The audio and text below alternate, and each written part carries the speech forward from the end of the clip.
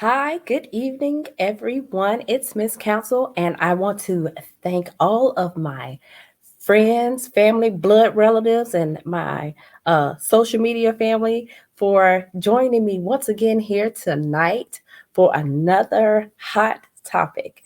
Thank you so much for your support, and please make sure you check out my website, Miss Council Knows. That's KNOWS.com, MissCouncilKnows.com. And please make sure that you are joining our Facebook group, Divorced Like Us, which is for divorced women only.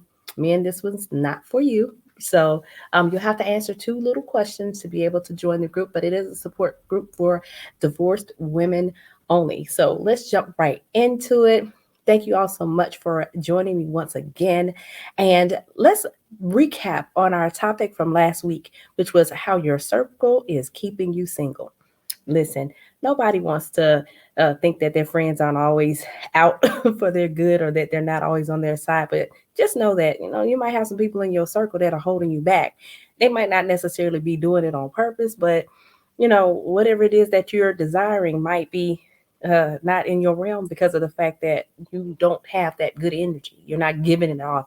But you know that when you have a circle of friends, sometimes they rub off on you. When you grew up, your parents always told you to be careful about who you hung around because of the fact that, you know, that might rub off on you, might start acting like them. So maybe that's some of what might be keeping you single. So I delve a lot into that topic last week. So go and check out that video. I always put the videos on my timeline. I save them there so that we can go back and look at them. I enjoy seeing your comments and your feedback. Love interacting with my audience, and I love it when I hear from you and you give me topic ideas and feedback. So please continue to do that. And again, check out my website, MissCouncilKnows.com, where you can learn how to connect with me, how to work with me, how to purchase my book in ebook format and in paperback. Well, y'all know I'm going to get right back into it. I'm Miss Counsel. I'm a relationship and life coach, and I help women who are divorced get their lives back after divorce, and remarried women have successful second marriages or third or fourth or whatever. I ain't judging you. I just want you to love life, love yourself, and find somebody to love you too if that's what you so desire. But I always say that happiness comes from within you, it doesn't come to you. So you've got to find that happy place for yourself and then allow somebody else to come in because they're just going to be attracted to that happiness, that smile, that that that that that heat that you exude because of the fact that you're a happy person. People want to be around happy people, right? Who wants to be around a person who's a Debbie Downer or a drag all the time? I don't know. Maybe there are people who are out there that like that sort of thing. But if you do, congratulations. That's for good for you. So tonight's topic. Now, I was thinking about a woman's worth. And so I started doing some searching. Y'all know how I like to get my quotes together. I like to see what songs out there that we all relate to. And so A Woman's Work came up by Maxwell. Everybody loves that song with that nice soprano voice of Maxwell's. But that's A Woman's Work. And then I found Alicia Keys' A Woman's Worth. Very good message, but not quite aligned with what I'm talking about. But then I just kept on searching. So we're going to talk about that in a little bit. But when I think about the word worth, it makes me think about, how they say, are you worth your weight in gold? You know, how much do you weigh? I don't want you to tell me how much you weigh for real. Give me don't tell me how much it is on your driver's license or anything like that. That's the weight we go with. But do you know what your weight is in gold? You know, when we're talking about how good of a friend are you? How good of a mate are you? How are you what is your value to other people? What are you worth to others? Are you worth your weight in gold? We hear that often. And I think that many of us don't really realize what we're worth. And for that reason, we allow people to treat us like whatever. Y'all know, know you've heard me say, we allow people to treat us like whatever or to do whatever to us. That whatever is like a blank. But treat us in ways that we do not deserve or we don't feel that we deserve. Dictionary.com. Y'all know I love a good dictionary, love a good definition. But it defines worth as the value equivalent to that of someone or something under consideration. The level at which someone or something deserves to be valued or rated. There's that word deserves and value, all in that definition. Your worth can't be measured in money or by things because it's intangible. But can you really affix a measurement to your worth at all? I wonder. But if we can't, how do you know if you're reaching your full potential in terms of treatment by other people? How do you want to be treated? And do you know what you deserve? What do you give and what do you expect from others? Remember, I talked about looking for this song, looking for this quote, and I did find one. It's an artist named Khalid. Hope I'm pronouncing his name correctly. Khalid has a song called Disclosure, Know Your Worth. And the lyrics say, he keeps leaving you for dead. I don't know what you have been waiting for. So you've got your love locked down instead. You've got your love locked up instead. But something better is waiting at your door. You don't know your worth. All the things I know that you deserve. Say it's not real if it doesn't hurt. Find someone you know will put you first. Find someone who loves you at your worst. Gotta keep your head up. Who puts you first? Find someone who loves you at your worst. The words that stand out to me in that song the most are if it's not real, if it's not real if it doesn't hurt. There's this myth out there that love has to hurt or relationships have to be difficult. You gotta fight for your love. And to me, I think those are ludicrous statements. I mean, why does love have to hurt? Shouldn't it be a process of getting to know someone, deciding to take it to the next level and continuing to learn and grow together over time, enjoying each other's company, helping each other, encouraging each other, through different things, helping them to succeed in their endeavors? I mean, none of that sounds painful to me. Sounds ideal to me. But we know that with anything, there may be some growing pains.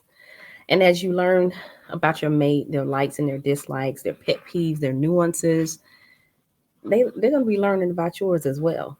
But I still say it doesn't have to be painful.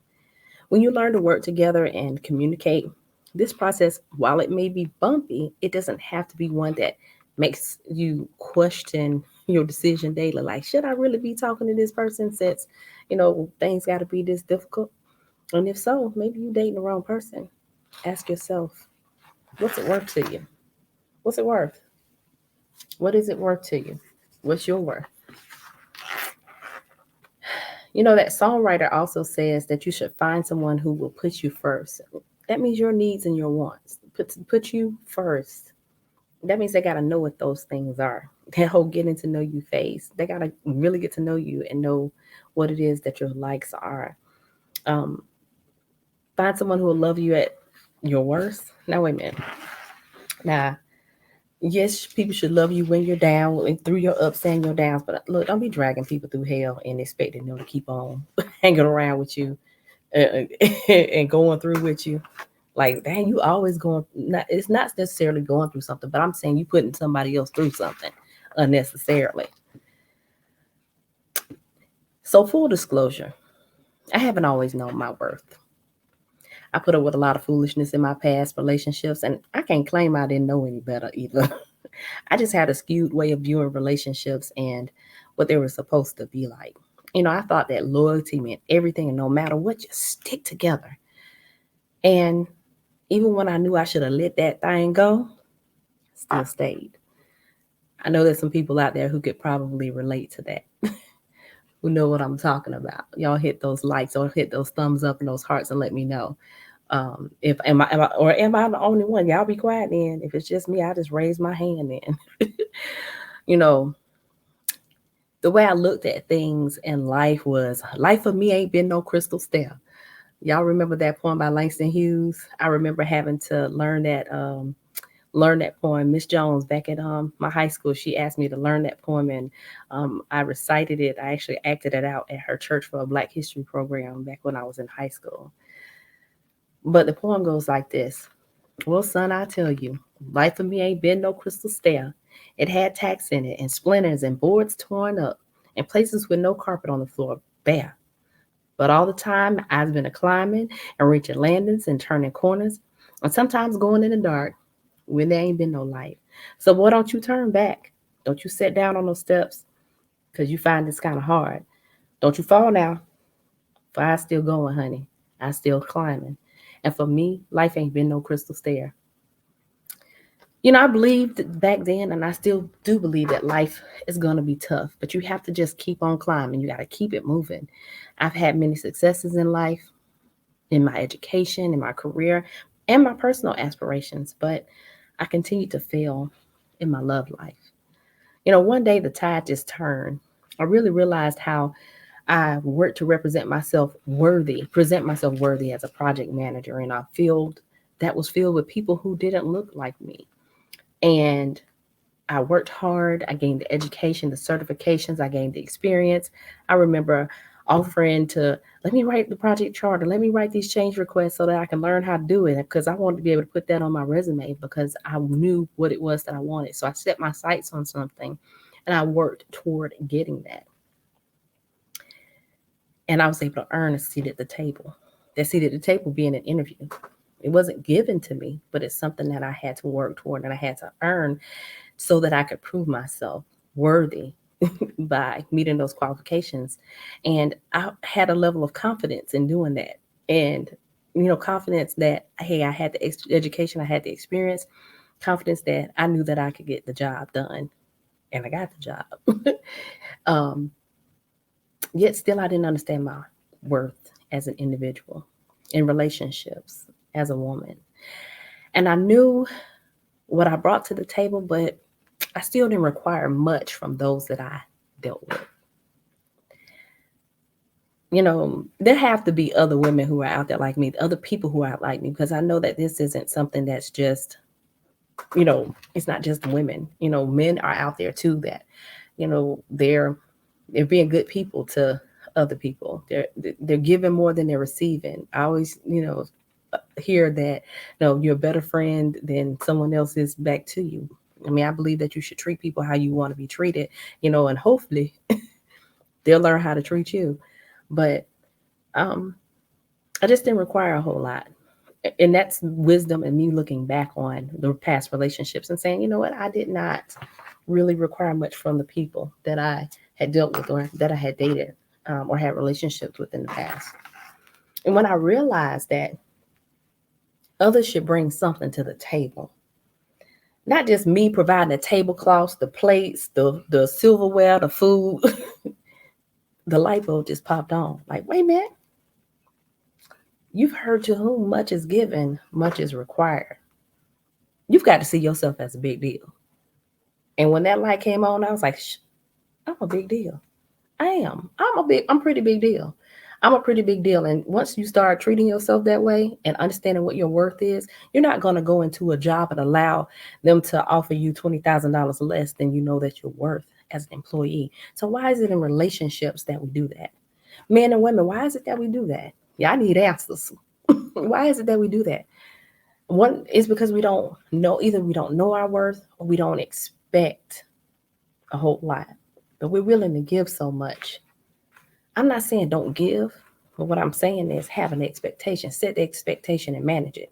And when it is that you don't get what it is that you expect, y'all know what to do. I don't have to tell you. You know what you offer in business, as a friend, and as a mate. So why don't you require something from those who want to get in your zone, who want to be in your space, who want to occupy your time, who want to be on the phone with you? You know, you're a big deal. Understand that once you realize that you're a big deal and that you matter and what it is that you want matters and what you bring to the table, that you should, it's okay to have an expectation that somebody else have something to offer as well.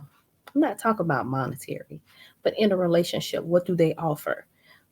what are they showing you? How are they supporting you? You have dreams, how are they supporting you? You know what I'm saying? If you're in school and you up late at night writing papers, are they the person that's saying, hey, let me bring you some tea, let me get you some water, let me get you a snack? Are they that person, or they that person saying, don't wake me up, can you go somewhere else and don't turn the light on? Or can I help review that paper for you? Or you're trying to get a job, let me review your resume. Or hey, let me help you find a resume to write in class or something that can be helpful to you. But whatever it is, it doesn't have to be something, again, tangible, but it has to be some form of support. That's for me. Maybe other people don't like support, but whatever it is that you desire, whatever it is that you require, you got to know what that is and what it looks like. Don't get me wrong, I'm grateful for my past. It was not all bad, but it taught me a lot of lessons and it prepared me for my blessings. Hi, that rhymes. But if it had not been for my struggles, I wouldn't have the story to share with you. Nor would I be ready for the happiness that I have today. You have to determine what your happiness looks like. You have to flip that switch and realize that you are a big deal and somebody needs to be acting like it. I'm not saying somebody need to jump up and click their heels every time you walk in the room, but they need a smile on their faces or something, because you're a big deal. You're worth it. Know that you're worth it. Let that light bulb come on and really realize that. Something just flipped to me. That switch just flipped to me. And I realized one day that, I can soak in my worries about what I didn't have, where I wanted to be, or I could focus on me and how to get to where I wanted it to be. And then I shifted. The atmosphere shifted. My mind shifted. Let me focus on this. I'm at point B. I'm trying to get to point C. Well, what is it taking between for me to get there? And then I wasn't so worried anymore. And things just kind of come because I'm focused. I understood my worth. I built that. And I just decided not to accept less. Just like you do in business. If you say, oh, I'm not accepting this amount of money, stop accepting minimum wage in these relationships. If we had to put a worth on it, we're not teenagers. Teenagers don't even want to accept minimum wage. So stop accepting minimum wage in these relationships. The bare minimum that people want to give you, like their bare minimum. Hey, I answered the phone when you called me. That's bare minimum right there. You answered the phone when I called. That's it. You're not going to contribute to the conversation. You're not going to contribute to the relationship. Hey, I'm just saying, let that switch come on and realize that you are a big deal and somebody needs to know it. In my next book, I'm going to talk a little bit more about dating after divorce. Um, that's the project that I have that's in the works. But I really want you to know that I let some people slip through the cracks and have a seat next to me at the table. And I shouldn't have. I have to take full credit for it. That was my bad. um, People were just not on the same page. They weren't even in the same library as I was. But, I let them slip through the cracks. I didn't have the wherewithal. I didn't have the confidence to say, you know what, this ain't working, because I was so worried about somebody else's feelings. But I should have been more worried about myself, because people will latch on to you personally, but will latch onto your spirit because you're a positive person and they think, okay, I'm gonna get with this person and I'm gonna go in the right direction just because of the fact that he or she's going in the right direction. But what they're really doing is they're latching themselves to your spirit. They're latching themselves onto you literally. You know how they put on a harness on you, like if you're going skydiving or if you're going zip lining or something like that, and they just like latch on. But how can you ever launch if somebody else is holding you down? Drop the dead weight. Now I want to make you think that I just talk to everybody, because those who know me know that I have some type of some type of sense, but it's me allowing people in my life and not sending them packing when they need to get gone. When I saw the writing on the wall, when I saw those red flags, all the things that I talked to you about in these videos, it's about my real life. It's about the things that I've experienced, and I want to share them with you so that you don't make some of the same mistakes, or I give you the courage to get out of whatever what it is and be able to move forward. For people to know that they're not the only ones going through. Because when I went through things, especially after divorce, I felt like I was by myself. had isolated myself. I didn't want my family and friends to know what was going on. So I didn't share details with them. But I want you to know that you got somebody out there that's here for you. Join that Divorced Like Us group on Facebook. There are women there who are there to support each other as they go through life after divorce, whether you are in the throes of the divorce, you're divorced, you're remarried. That group is for you because that scarlet letter of divorce, although, once you're remarried, you don't have to mark divorced on that form anymore, but it's still there. You still kind of feel that spirit of it, like you feel the judgment of it. Um, and you want to be able to move forward. You want to be able to move past that. And so you need support in order to do that. Yeah, that's what I want to tell you. So I accept full responsibility for my past and I've learned from my lessons and I understand my worth now. I understand my worth. It took me 30 some years of my life to know and to understand that. But once you realize it and that light bulb comes on and you realize how much of a big deal you really are, you will be unstoppable in so many different ways, not only in your career, in your personal life. Um, and you'll get there. Let me help you get there. If you'd like to work with me, hey, hit me up on Instant Messenger and say, hey, I'm ready to work. Miss Council, I'm ready to work. You can drop it in the comments. Let me know. But there is a way. And all is not lost. Hope is not lost. You have to know what your worth is. You know that I always leave you with some tips. Sometimes I have a whole list of tips. Today won't be one of those days. You have to define what your worth is. What are you worth? You can't put a dollar amount on it, can't put a weight on it. But what are you worth? Define what that is. And tip number 2, once you do that, don't accept anything less. That's what you got to do. Those are 2 tips right there. However, you end up defining it meaning your worth, know that you are worth it. And don't allow anyone to tell you that you are not. You've got to love you the most. Y'all know I'm Miss Council, and Miss Council knows a little bit about everything. I ain't telling you what I heard, but I'm telling you what I know. Y'all have a great night. Thank you so much for watching, and I will see you next time.